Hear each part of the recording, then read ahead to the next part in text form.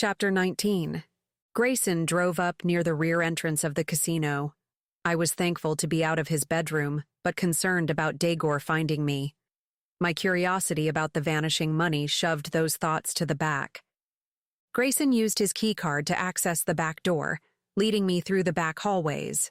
His stride was long and quick. I hurried to follow his footsteps. He swiped his keycard once again to unlock the tournament room. Has this room been used since the tournament? Not yet. It's set up for televised games. This isn't a room that would be used on a daily basis. We purchased the cameras and technology to make this operational. The table has tiny cameras built in to view the players' cards. Where could the money be hidden?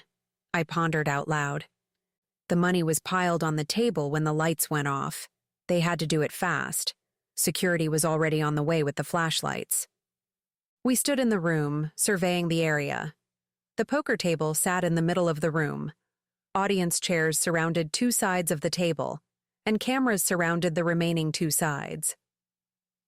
It has to be somewhere in the middle of the room, I said. They wouldn't have been able to hide it in the seating section since it was filled with the audience. There wouldn't be any place to hide it by the cameras because it's all open space. Grayson smoothed his hand over the tabletop.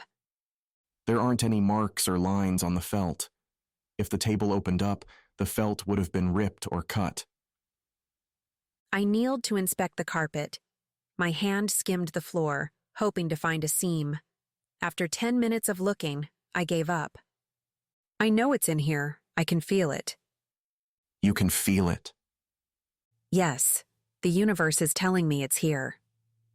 I tried to keep a straight face but ended up laughing. I needed to go back to work. My poker face was suffering from lack of practice. I traced my finger around the poker table's edge. There were 6 tiny glass windows on the tabletop, where a camera was hidden underneath each one.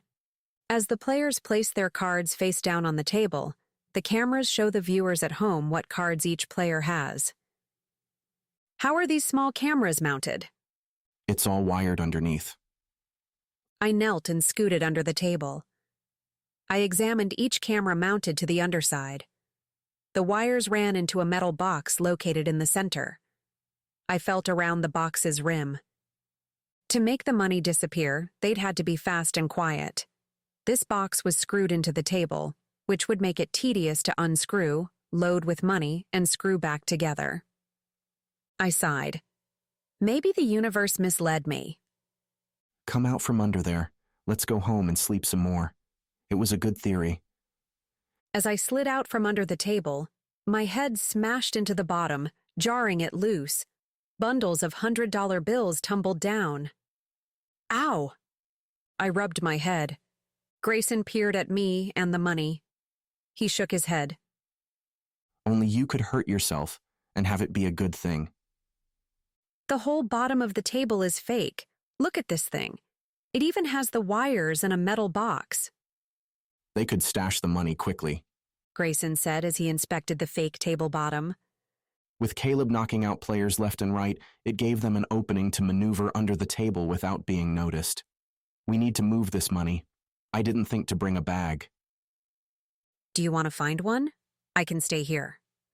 I'm not letting you or the money out of my sight. Then what's your plan?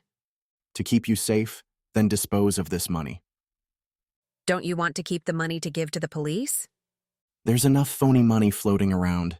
I don't need the extra $1 million. My cell phone rang. I dug it out of my pocket, wondering who could be calling me at this hour. Then again, it's Vegas. Hello? Where are you, baby? Why do you want to know? I mouthed to Grayson. Dagor. His back straightened. Don't play games with me. I know you're not at home. The lights are on, but you aren't there. Funny thing, a man climbed out of your window. I'm working the tables tonight. I have to make a living. I don't know about the man in my apartment. Go home now or say goodbye to your cat. You have exactly 30 minutes. He hung up. I have to go home. Dagor is giving me 30 minutes or he'll kill Gus. Grayson rubbed the back of his neck. Damn it. I don't know a way out of this. I have to go. Can you call David to see what he knows? I shook my head. He always has a different phone number. He contacts me. All right, take my car. Drive as slowly as you can. Use all of the 30 minutes. I'll get in touch with Remy. We'll stay close and watch. If there's any sign of a problem, we'll come in. Then let's go. The clock's ticking. He set his keys in my hand and led me to the back door. He gave me a tight hug. I could have stayed in his arms forever, but I needed to save Gus. I gently pushed him back. Be careful, He said. Scream or break a window so we know if you're in trouble. I nodded, hopped in his car, and drove off. I stayed a little under the speed limit, to the annoyance of the other drivers on the road, to use up the 30 minutes. I pulled into the chapel parking lot and killed the engine. I took a deep breath before I stepped out of the car and into uncertainty. I ran upstairs to find my apartment door unlocked. Stepping cautiously into the apartment, I found Dagor and two men, who looked like they had more muscles than brains, waiting for me. You barely made it in time. Dagor frowned at my jersey and sweatpants. You need to pretty yourself. I can't be seen with you this way. I work the tables all day and night. I have to be comfortable. You don't work anymore. How am I supposed to pay rent? You'll give up this rat hole apartment and move in with me? And when you tire of me, I'll be out on my ass with nowhere to go. I tie up my loose ends. A slithering chill snaked its way through my spine. David told me Dagor's girls tend to disappear. Was that his way of tying up loose ends? You know who I am. I'm not the kind of girl who depends on men. There are hundreds of girls who would love to sponge off you and be at your beck and call. That isn't me. You came to me. You sought me out to help you. Yes, but you won't help me. I wouldn't be helping you. I would be helping your lover, Grayson Miller. He's not my lover. Dagor grabbed my arm. Then why are you wearing his jersey? He shook me. Stop fucking lying to me, bitch. I'm not lying. I never slept with him. The back of his hand cracked me across my cheekbone so fast and hard, there was no time to block or duck. Don't lie to me again. I promise I'll do a lot more than just hit you. I held my face, rubbing the sting away. I didn't know what to do. There were 3 men in my apartment and only me to fight them all. It would be a losing battle. I didn't want to call in reinforcements. Gus would be a goner for sure. If I move in with you, Gus will have to stay with me. I'll drag out this conversation. There must be a way out. If I keep Dagor talking, I might find it. Caleb does it all the time at the poker table. Then again, Caleb is a remarkable bullshitter. He's not staying at my house. He's as good as dead if you bring him on my property. Where is he now? In a safe place. Are you feeding him? He doesn't need any food. He could live off his fat for a month.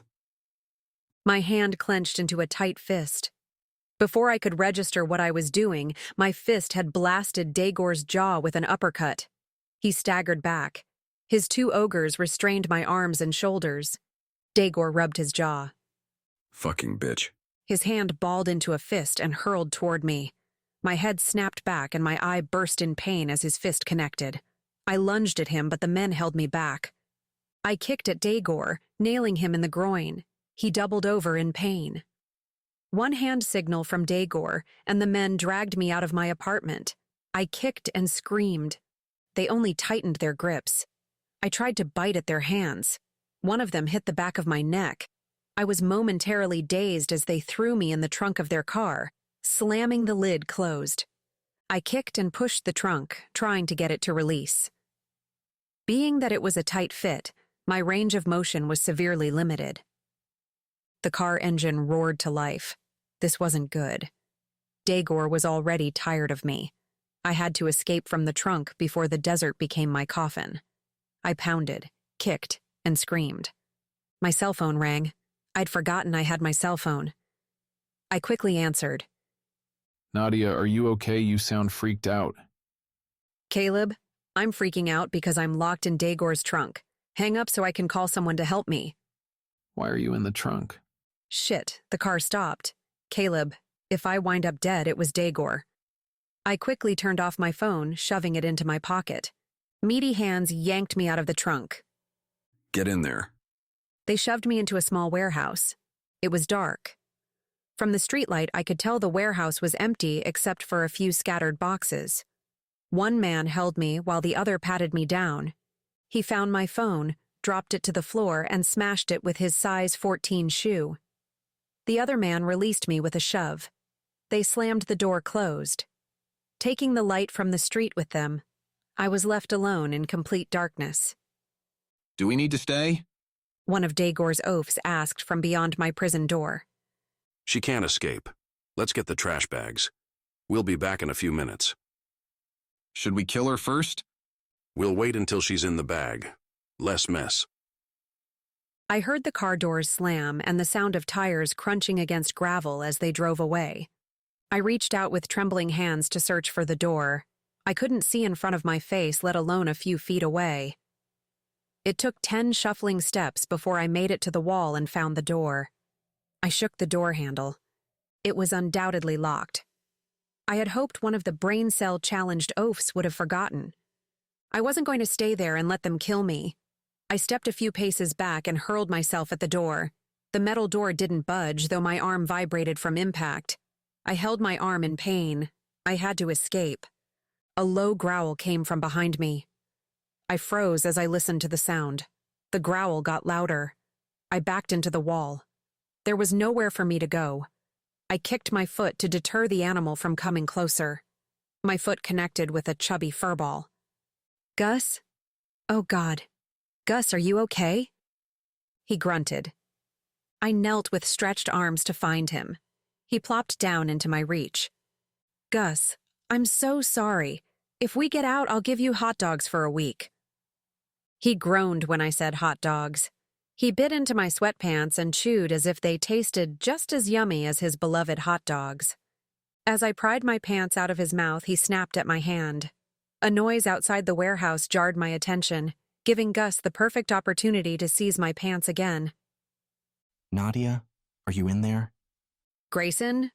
Stand back. Remy's going to open the door. Oh, thank God. I scooted back, but I wasn't certain how far away I was to begin with. I heard a loud thunk, then another one. The third thunk flung the door open.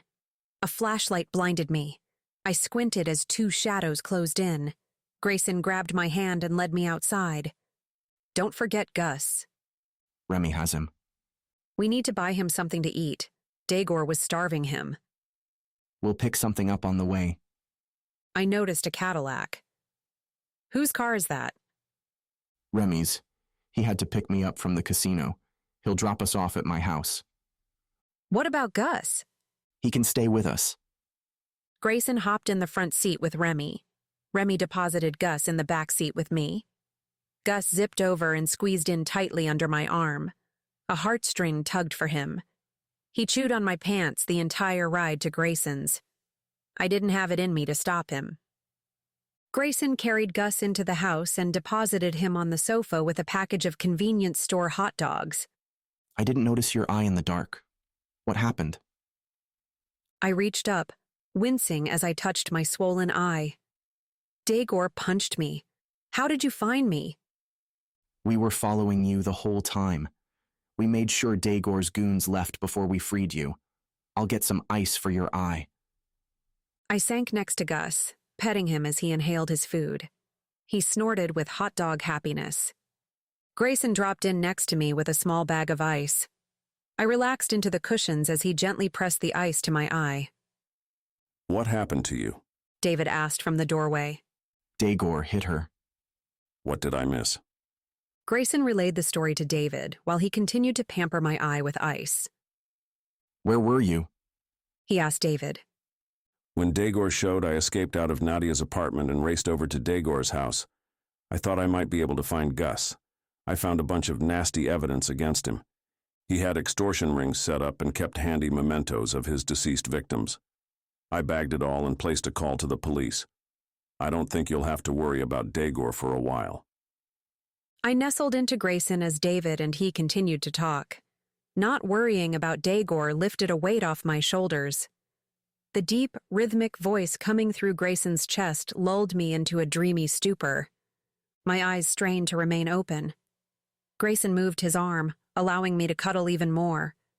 I tried to stay awake even though my eyes were heavy with sleep. I finally surrendered. You need to let her go before you hurt her. Since when did you become an expert? You hurt your wife when you left. I had no choice, you do. The choice belongs to her. You could stop now before it gets too far. I would never intentionally hurt her. You'd never intentionally hurt anyone, but you do. Why do you care so much about what happens between us? Because I like Nadia. Grayson shifted. What are you saying? Nothing that you're thinking. I think we're done. Grayson gathered me into his arms. The weight of my arms and legs hung heavy as he carried me to the bedroom. I should have walked the distance to the bedroom, but exhaustion took over. And it was nice not to have to walk. He slipped me under the covers and then cuddled in around me. I instantly fell into a deep sleep. I awoke happy. My skin didn't hurt. Gus was alive, we'd found the money, and Daigor would be behind bars soon. My eye hurt, but I could live with that. I climbed out of bed, realizing I was alone. I poked my way through the house and found Gus on the couch where we left him. He was curled next to his hot dog wrapper, chewing on a paper scrap. I think you might need breakfast. I petted him, and he grunted his morning hello.